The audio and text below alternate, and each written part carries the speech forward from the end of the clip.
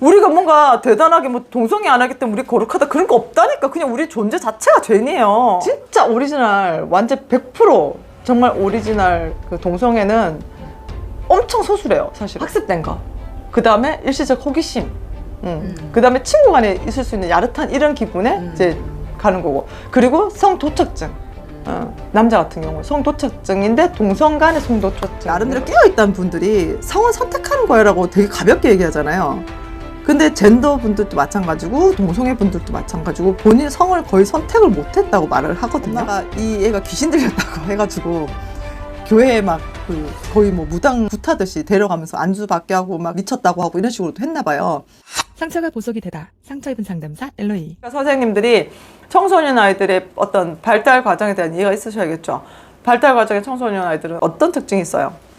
2차 성징, 개인적 우화, 상상적 청중, 그죠? 그거 두 개 있고, 대표적인 그거 두 개 있고, 그 다음에 2차 성징이 발달하는 시기이기 때문에 요때 정체성의 위기가 와요.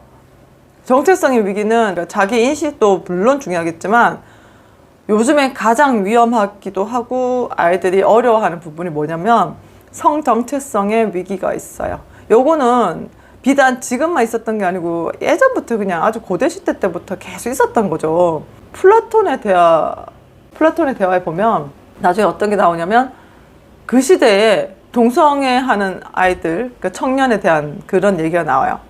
그런 묘사가 나오면서 이제 그게 옳으냐 아니냐를 이제 토론을 하는 부분인 거죠. 그래서 그게 사랑이냐 아니냐 이런 것들을 막 얘기를 하는데 그것처럼 동성애가 하루아침에 생긴 게 아니에요. 여러분들도 이제 성경 보면 아시겠지만 그죠? 그 성경에는 보수적인 기독교 단체는 그걸 무조건 죄라고만 표현하지만 이제 우리 상담사 그리고 진짜 본질로 봤을 때는 단순하게 죄라고 보기보다는 자기 사랑의 어떤 표본이라고도 볼 수 있는 부분이기도 하죠.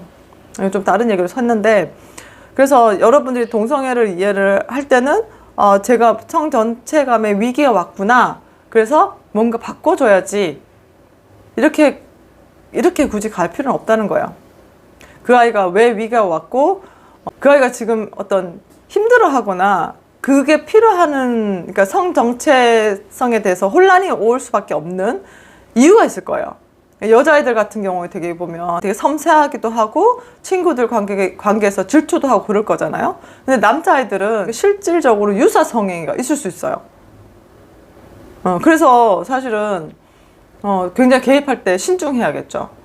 너 무조건 이거 해라 저거 해라 아니고 그게 어떤 게 도움이 되냐면 그러니까 강압적으로 기독교인 그 보수 단체처럼 이거 죄야. 너가 이거 뭐 이겨내야 돼. 뭐 하면서 뭐죠? 축사하고 뭐 선포기도 하고 이런 거 하지 말고 이 아이가 왜 거기에 이끌림이 있는지에 대해서 깊이 탐색해보면 그 결과는 아이가 결정하지 않을까 싶어요. 다음에 이제 기회가 되면 얘기를 하겠지만 확실하진 않아요. 논문으로 아직 뭐 결정된 것도 없고 물론 기독교 상담 쪽에서는 논문으로 연구된 바도 있지만 결국 그 안에 보면 동일시가 있거든요.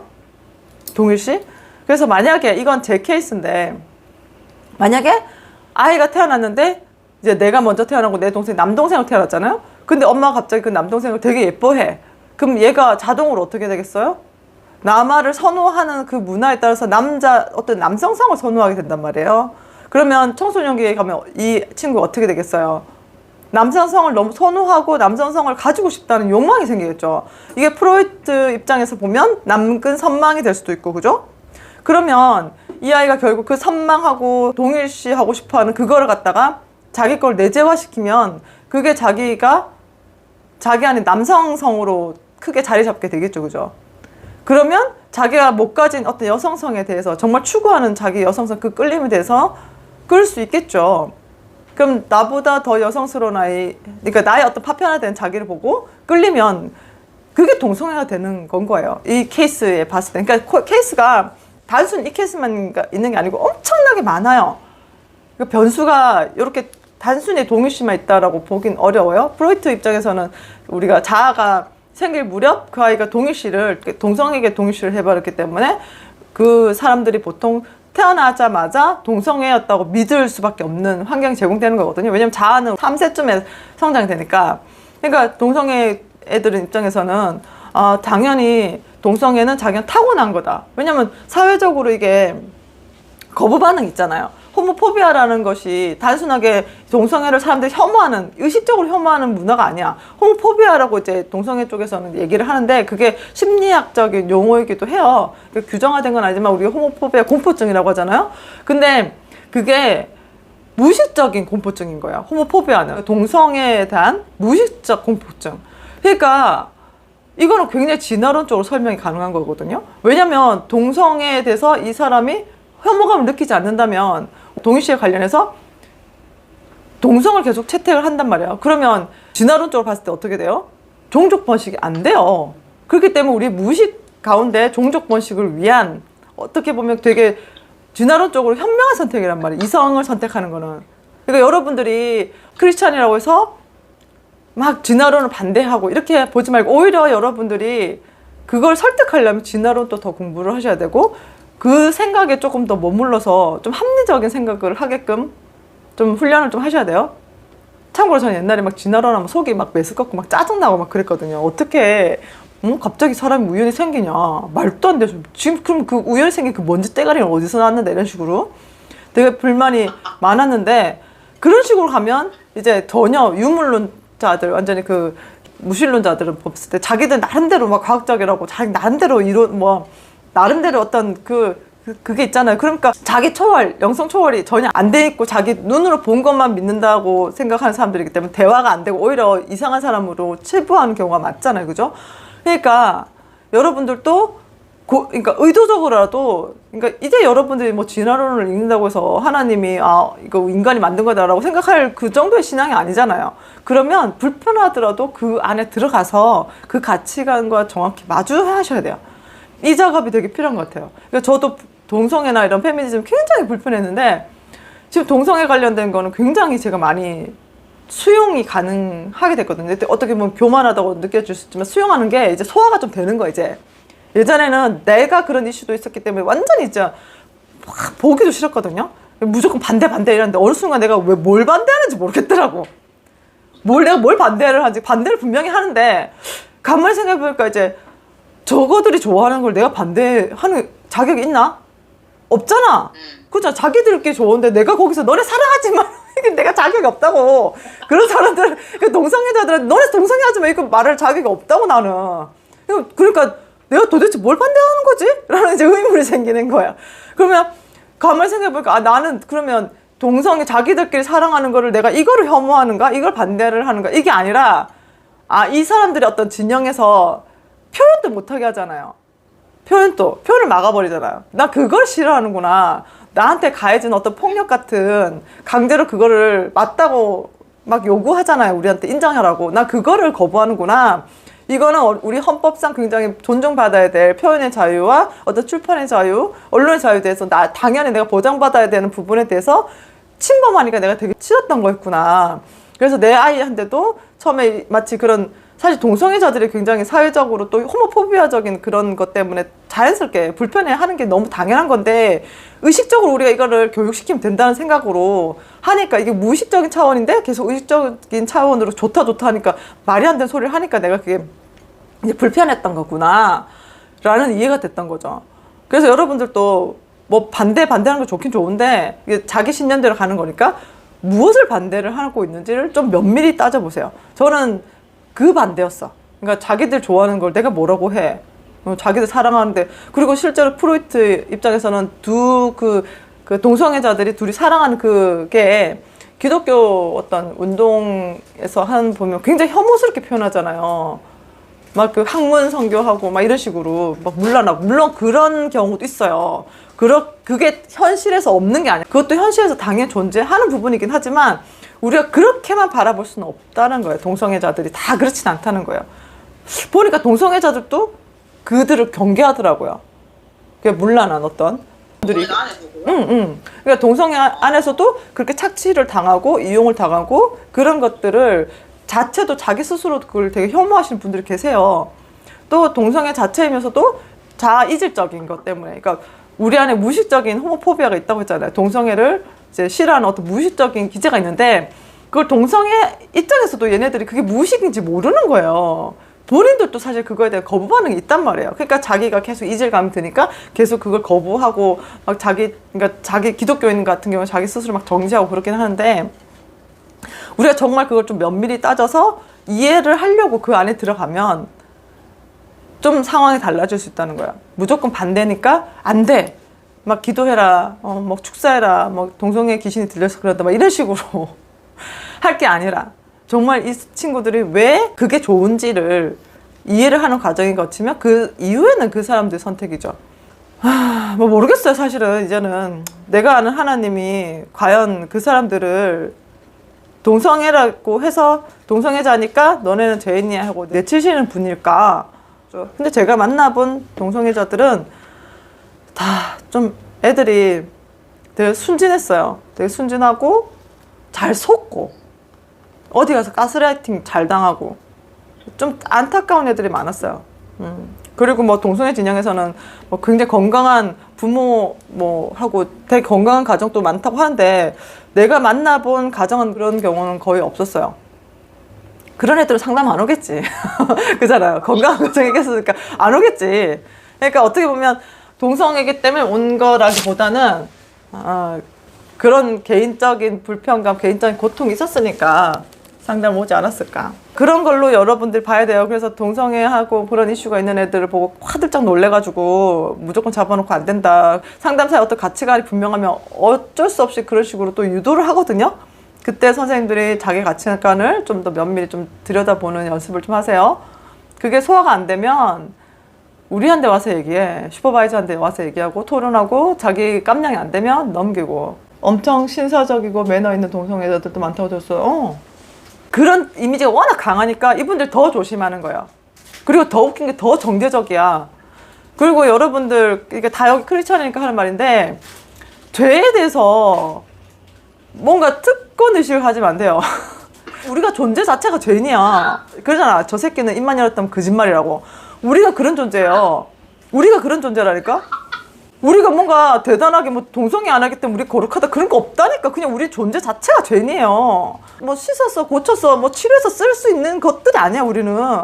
근데 우리가 뭐라고 그 사람들 욕해? 우리가 뭐라고 청년을 욕하고, 우리가 뭐라고 동성애자를 욕해요? 니나 잘해라 이거지 진짜로. 그거보다 더 끔찍한 게 자기 의거든요. 내가 좀 더 어렵다라는 생각? 그게 하나님 제일 싫어하는 거예요, 그게. 아셨죠? 우리는 그렇게 그러니까 겸손히 살아야 돼. 그러다 보니까 뭐, 나도 그 과정에 있는데, 나도, 그러고 보니까 잘난 게 없어서, 뭐 잘난 게 없으니까 두려울 것도 없고, 뭐 거짓말 쓰면 나 원래 거짓말하는 인간인데 뭐, 새로울 것도 없고, 그러다 보니까 유튜브에서 이렇게 함부로 말 쏟는 것 같아. 그래서 편집하다 보면, 아이씨, 이거 저번에 이 얘기, 번복하는 내용인데, 와, 씨, 말을 갖다가 굉장히 매번 진실한 것처럼 하면서 거짓말 잘하네, 라는 생각을 매번 하죠. 그래서 그렇게 생각하다 보면, 이제 좀 해탈이라고 해야 되나? 좀 자유로워진다고 생각이 돼요. 저는 그런 이슈가 있어서 싫었어요. 왜냐면 막, 저 사기꾼들, 괜히 연약한 애들 꼬셔가지고, 저거 동성애 즐겁지도 않으면서 저 나쁜 것들 하면서 이렇게 했거든요. 근데 한편으로는 지금도 이해가 돼요. 워낙 무의식적인 혐오감이 있기 때문에, 걔네들이 숨거든요. 그러니까 자기 존재를 되게 막 일반적으로 막 커밍아웃 멋있게 막 하잖아요. 매스컴에 보면 실제로 그렇지 않아요. 그러니까 유튜브니까, 유튜버고 하니까 걔네들이 막 폼 잡고 막 커밍아웃하고 연애하는 거 찍고 이러지. 나는 다윈이 진화론을 잘 만든 것 같아. 오히려 진화론을 설명하기가 더 쉽잖아. 그렇잖아. 종족 번식. 종족 번식을 해야 되는데 종족 번식 안 되잖아. 그러니까 이게 무의식적인 어떤 혐오감 당연히 올라오고, 걔네들을 이상하게 바라보는, 자기 자신에게도 그런 문제가 있다면 자기 자신도, 왜냐면 그 사회적으로 어떤 교육된 것도 있으니까, 그리고 무의식적인 집단 무의식도 있으니까, 자기 개인적인 고통이 얼마나 심하겠느냐, 상담사는 이제 그런 시선으로 봐야 돼요. 그래서 그렇게 보면 우리가 도와줄 게 엄청 많아요. 이상해임에도 불구하고 그들을 잘 몰라도 그들한테 이제 도움이 되고자, 그들을 궁금해하는 것 자체만으로도 그분들에게 굉장히 도움이 되겠죠. 이상하게 보지 않고, 정말 너가 뭐 때문에 그렇게 힘들어? 만약에 자기가 동성이 너무 좋은데 사람들 시선 때문에 힘든 거라면 그거에 대해서 자유롭게 할 수 있는 거고, 굳이 다 떳떳하게 밝히지 않아도, 그죠? 근데 한편으로는 또 그거 자체가 싫다면, 동성애 자체가 싫은데 이끌리는 거라면 억압하고 막 반동 형성하고 막 그런 거잖아요. 그러면 그것 또한 우리가 도와줄 수 있겠죠. 일단 그렇게 좀 이해를 하면 더 풍부하게 그분들 도와줄 수 있습니다. 이해할 수 있고, 아무도 그 사람이 그런 마음이, 그러니까 그 사람들의 그런 마음을 궁금해하지 않거든요. 동성애 진영에서는 괜찮아, 해, 너 자유야 이렇게 얘기하고, 반대 진영은 그건 죄야, 나쁜 거야, 네가 살기 힘들어 이렇게 얘기하고.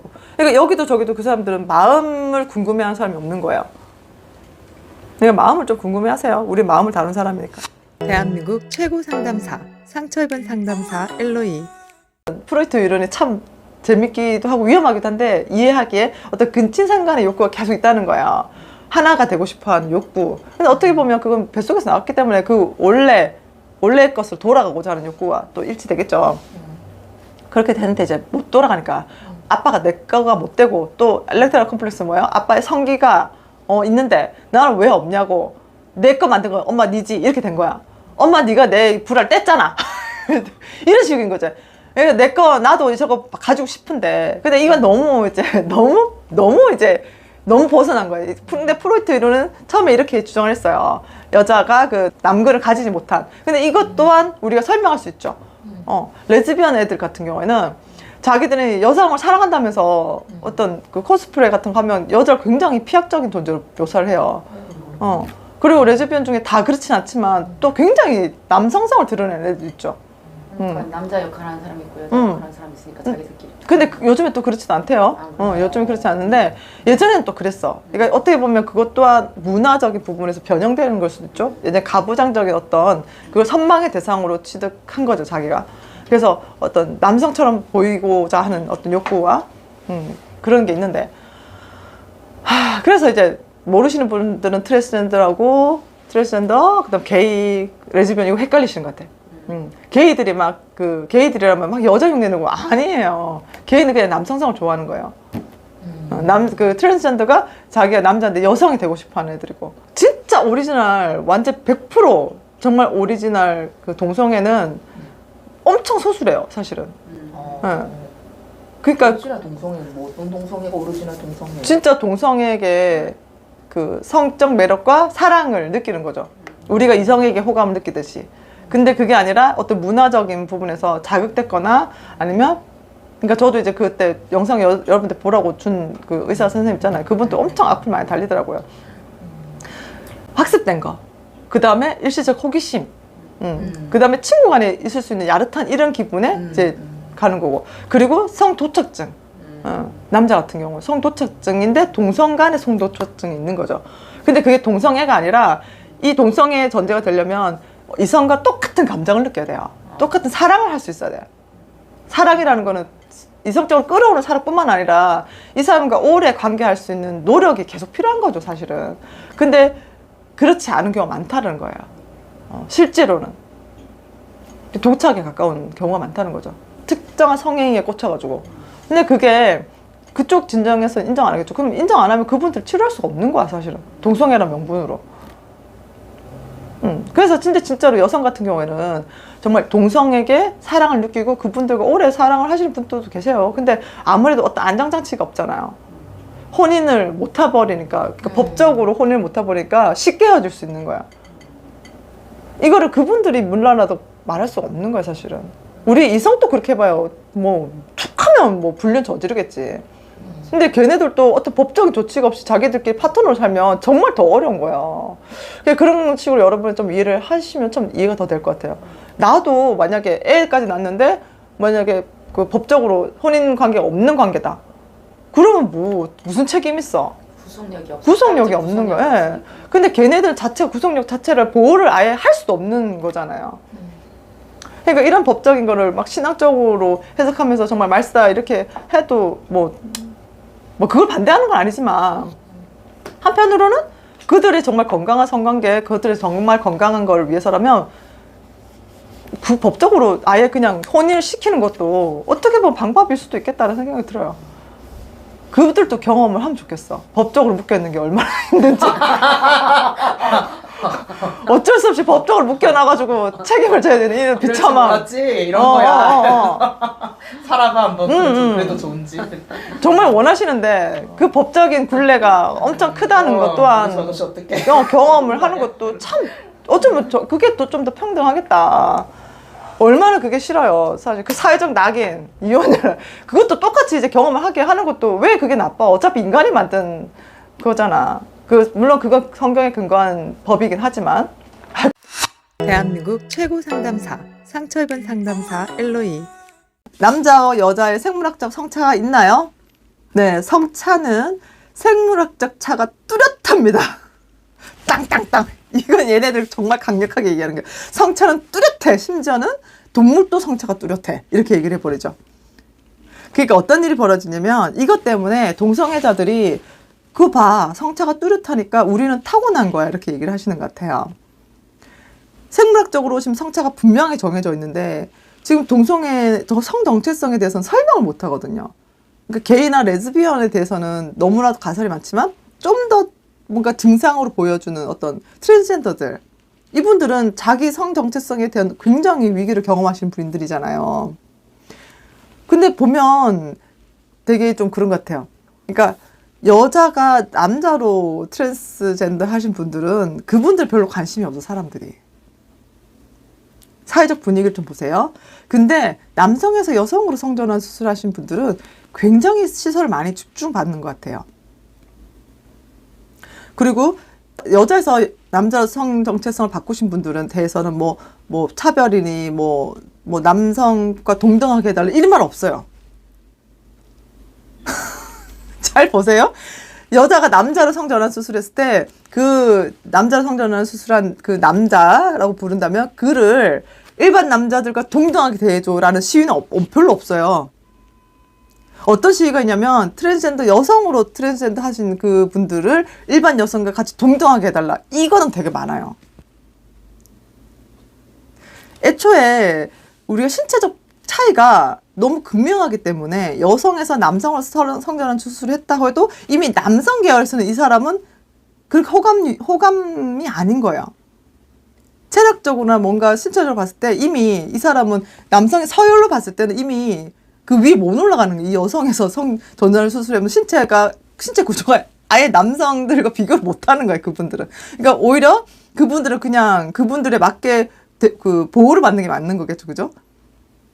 근데 여성으로 성전환 수술한 그 트랜스젠더 분들은 여성이 신체적으로 워낙 그분들보다 열등하니까 어떤 스포츠나 이런 부분에서 계속 동등한 대우를 해달라는 거예요. 그러면 상대적으로 누가 차별을 받는 걸까요? 여성들이 차별을 받게 됐죠. 그래서 어떤 영상에 어떤 그 계속 뭐 싸우는 그 미국의 뭐 PC주의 한번 싸우는 되게 재밌는 영상을 봤는데 페미니스트랑 그 인터뷰하는 사람들 싸우더라고요. 근데 페미니스트가 이제 그 트랜스젠더 하신 여성분들을 존중해야 되고 그분의 인권을 우리랑 똑같이 해야 된다 막 주장했어요. 근데 그 남자가 뭐라고 했냐면 그 남자가 한 말이 되게 인상 깊었어요. 당신은 트랜스젠더한 여성들에게 탄압을 받을 것이다. 이렇게 막 해버리는 거예요. 그러니까 실제로 진짜 그 생물학적 여자, 신체 구조가 진짜 여자이신, DNA가 여자이신 분들은 그렇게 신체 구조, DNA는 그분들은 남성이잖아요. 남성의 어떤 생물학적 신체를 갖고 있단 말이에요. 아무리 수술해도. 그러니까 열등한 거예요, 신체적으로 봤을 땐. 힘이나 근육이나 이런 거 부분에서. 그렇게 했는데 과연 우리가 이 생물학적인 어떤 인식, 내 성을 인식하는 것, 이거는 과학적으로 태내기에서 일어난다고 하거든요. 그런 걸 봤을 때 우리가 참 그분들의 입장 또 이해가 되는 거예요. 어떤 기독교적 측면에서도 이거 사회적으로 되는 거다 이렇게 얘기하지만 사실 지금 현재까지 발견된 거는 생물학적 성은, 그러니까 우리 안에 신체를 조직화하고 우리를 여성을 여성스럽게 만들어가고 뭐 장난감도 여자애 남자애 이렇게 시키지도 않은데 자기들이 찾아간다는 생물학적 근거가 분명하잖아요. 계속 생물학적 근거가 뚜렷하다. 환경적 사회적 요인이 성에 주는 영향은 적다. 거의 없다라고 봐야 된다라고 이걸 동성애 진영에서도 말을 하거든요. 그러니까 그분들은 얼마나 애타게 정말 동성애 유전자, 동성애 원인을 찾고 싶겠어요. 그러니까 그 마음이 이해가 되는 거예요. 그 마음이. 그 사람들은 원인도 모른 채 자기가 그렇게 경험을 해야 되는 거예요. 자기가 왜 자기가 왜 여자를 좋아해야 되는지, 동성을 좋아해야 되는지, 왜 자기는 남자 여자와 함께 다 이렇게 뭐 바이섹슈얼처럼 이렇게 양성애자인지 이걸 본인이 이해가 안 되니까 그만큼 그분들이 힘든 거죠. 그래서 우리 그런 마음을 좀 이해를 하면 좋겠어요. 뭐지? 신체적인 어떤 성의 결정론이고 다른 데서는 성 정체성 우리가 어떤 사고의 과정, 인지의 과정을 보기 때문에 이 부분은 인지나 사고는 어때요? 우리가 태어나서 환경을 통해 굉장한 많은 영향을 받고 있죠. 그렇기 때문에 그건 인지의 과정이기 때문에 그건 틀린 말이다. 동성애나 이런 것들은 환경으로 인해 좌우된다 라고 하는데 글쎄요. 제가 만난 내담자들도 그렇고 이분들은 그 종류가 되게 많아요. 자기는 남성이란 정체성에 대해서 문제가 없지만 파트너를 대상으로 하는 그런 거는 이 사람이 선택할 수 있는 부분이 아니었어요. 그래서 저는 요거랑 좀 관련된 거기도 하지만 왜 좀 나름대로 깨어있다는 분들이 성은 선택하는 거야라고 되게 가볍게 얘기하잖아요. 근데 젠더 분들도 마찬가지고 동성애 분들도 마찬가지고 본인의 성을 거의 선택을 못했다고 말을 하거든요.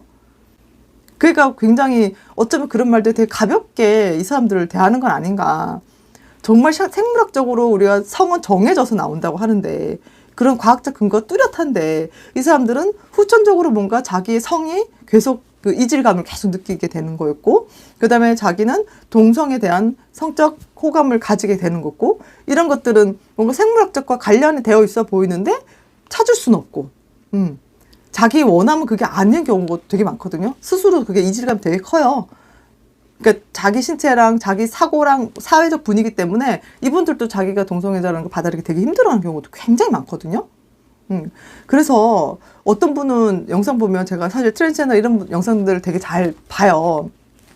보면 그분들 좀 더 이해하고 싶어서 그러면 일부러 그러니까 교회에 다녔던 분인데 엄마가 이 애가 귀신 들렸다고 해가지고 교회에 막 그 거의 뭐 무당 굿하듯이 데려가면서 안주 받게 하고 막 애 뭐 미쳤다고 하고 이런 식으로 했나 봐요. 그러니까 더 애가 오버하면서 일부러 미친 짓을 하는 거예요. 비아냥거리면서 자 미쳤다고.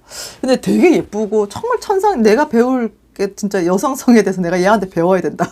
난 너무 지금 테스토스테론이 너무 많다. 나한테 아드레날린도 너무 많고 나는 얘 아이에게 에스트로겐의 특징을 배워야겠다 할 정도로 그분들이 여성의 특징을 굉장히 잘 알죠. 그죠? 근데 여성에서 남성으로 트랜스젠더 하신 분들은 샘플이 그렇게 많지 않아서 매스컴에 그렇게 안 드러나서 잘 보기 힘든데 하여튼 그런 것들을 여러분들 상담에서 적용할 때 이렇게 이해를 좀 하시면 좋겠어요. 아, 과학적으로 성은 이렇게 후천적인 것에 영향을 거의 안 받구나. 성이라는 거는. 그런데도 불구하고 그 사람들은 설명할 수 없는 성의 이질감, 정체성에 대한 이질감을 경험한다면 그 개인적 고통이 얼마나 심하겠어요? 정말 심하겠죠. 그죠? 그래서 그걸 이해하는 과정이 필요한 거야. 게다가 우리 내부에는 그런 그런 호모포비아적인 어떤 기제가 있거든요. 무의식적인. 왜냐면 그런 걸 계속 거부하고 싶어 하는 내적 기제가 있어요. 그래서 그렇게 하고 싶지 않은데도 불구하고 우리가 자기도 모르고 그 사람들 혐오하게 되는 거죠. 그건 우리 기제예요, 기제. 고의적으로, 나 쟤 혐오 얘기하는 거 그게 우리 기제라는 거예요. 무의식적 기제. 그래서 성차는 분명히 생물학적으로 차이가 뚜렷하다. 자, 그래서 그 얘기 계속 하는 거예요, 지금. 뭔가 환경이냐, 경험이냐, 이런 얘기 쭉 하면서 해부학적인 의미를 찾으려고 하는데, 지금 302페이지 보면 이제 동성애 내 얘기 나왔는데, 여기서 보면 시상하부가 나왔어요. 시상하부가 왜 나왔냐면, 시상하부의 4가지 F라고 대표적인 게, 파이팅, 싸움, 그 다음에 플리팅, 요거는 도주하는 거. 이 역할 시상하부에서 하는 거예요. 그 다음에 섭식, 피팅이죠. 그 다음에 성행동, 메이팅이에요. 자, 요 부분 여러분들 잊지 마세요. 그래서 이 말 하려다 여기까지 왔어. 그래서 동성애자들이 시상하부를 연구를 하는 이유가 여기 성행동이 있기 때문에 이걸 증명하고 싶었던 거예요. 이해하셨죠? 근데 이 결과가 뭐냐면 남성 동성애자, 여성 동성애 상관없는 거예요. 남성 동성애자의 시상하부가 여자랑 크게 거의 같다는 거거든요. 이게 무슨 말이냐면 되게 속이 타잖아요. 근데 이 연구가 굉장히 타당하지 않는 연구예요. 샘플이 한 41개였대요. 제가 이걸 검색하려고 얘 뒤에 보면 구렌하고 수압 이 사람 거 연구를 찾아봤어요. 제가 이걸 찾느라고 또 책을 좀 늦게 읽었는데 나 이런 거 보면 그냥 안 넘겨. 레퍼런스 다 찾아봐. 이것들 똑바로 얘기했나 레퍼런스 똑바로 다르나 싶어서. 근데 이 샘플 자체가 이미 에이즈로 사망한 사람들의 것을 조사를 한 거예요. 에이즈는 뭐예요? 에이즈 전방위적으로 면역 결핍증이죠. 그죠? 그리고 이분들의 뇌에 치명적인 손상을 줄 수 있는 질병이에요. 그러니까 그 질병을 줄 수 있는 그 군과 그리고 이미 돌아가신 분들의 그 여성 뇌와 남성 뇌를 구별했는데 그 여성 중에서도 일반 뇌라고 하시는 그 여성 중에서도 동성애자가 있었어요. 뒤늦게 발견된 거지만 그러니까 이게 굉장히 타당하지 않는 거예요. 건강한 뇌가 아니었다는 거야. 그러면 과연 우리가 또 이렇게 볼 수 있죠. 남성 동성애자면 그럼 여성과 시상하고 똑같으면 성행위할 때 이 사람이 여성적인가? 그럼 그렇다는 건가? 이럴 걸 타당스럽게 의심해 봐야겠죠. 근데 아니죠. 동성애자도 또 좀 여성스러운 동성애자가 있고 그리고 남성적인 동성애자가 있어요. 다 동성애가 그렇게 게이면 막 이렇게 이거 아니거든요. 그러니까 이런 건 굉장히 우리 선입견이란 말이에요. 그래서 이 시험 자체가 사실 모순이고 또 한편으로는 극단적인 어떤 기독교 진영에서 하는 말 이건 선천적이 아니고 후천적이야 하는 것도 사실 과학적 증거가 아무것도 없어요. 둘 다 과학적인 증거가 없는 상태에서 현상만 있으니까 오히려 동성애자들이 오히려 난도질 당하고 있는 거거든요. 가장 괴로운 사람들 그분들이니까. 그렇기 때문에 이분법적으로 하지 마라. 남자 여자 구분하지 말고 뭐 다양한 성인 이렇게 그들이 주장하는 것도 그런 이유 같아요. 물론 정치적 어떤 개입이 있을 수도 있지만 그러나 우리가 만나는 분들은 개별적인 동성애자고 굉장히 이질감을 느끼는 분들이기 때문에 우리가 그런 분들을 이해하려면 이런 상식들이 좀 있어야겠죠. 이 친구들이 너무 괴로우니까 이런 연구들을 갖고 와요. 근데 연구 중에 가장 의미 있다고 하는 게 시상하부 중에 우리 한국에서 어떤 사람이 교수인가? 그 사람이 2003년도에 발표한 게 있어요. 그 사람도 시상하부 얘기하면서 INH2하고 INAH3 갖고 얘기를 했는데 이거가 여자와 동일하다. 이렇게 얘기를 한 거죠. 근데 그게 샘플 자체가 굉장히 잘못된 샘플이고 그 사람 또 우리 한국에서 연구한 게 아니고 해외에서 연구한 걸 갖고 와서 얘기를 한 거예요. 근데 수압 같은 경우에는 2006년도에 연구를 한 거거든요. 그러니까 이건 그 전에 연구한 거예요. 수압보다는 이전 연구거든요. 근데 수압도 뭐라고 하냐면 시상합이 크게 다르지만 시상합의 어떤 영역에서 신경세포에 문제가 있다. 근데 그게 이거예요, 사실은. 근데 샘플이 건강하지 않았다. 굉장히 연구적으로 의미 있게 볼 수가 없다라는 게 결론이에요. 근데 우리가 그렇게 되면 이 친구들한테 그런 거를 얘기를 해줄 수 있겠죠. 그래, 네가 너무 답답하겠다. 정말 너가 너의 원인을 찾고자 다양한 연구를 찾았겠다. 얼마나 힘들겠니? 근데 아직까지 너무 안타깝게도 그거에 대해서 연구된 바가 없어. 그러니까 연구를 많이 하고 데이터는 많은데 그것이 타당한 어떤 증명이 될 수 있는 연구는 아직까지 없어.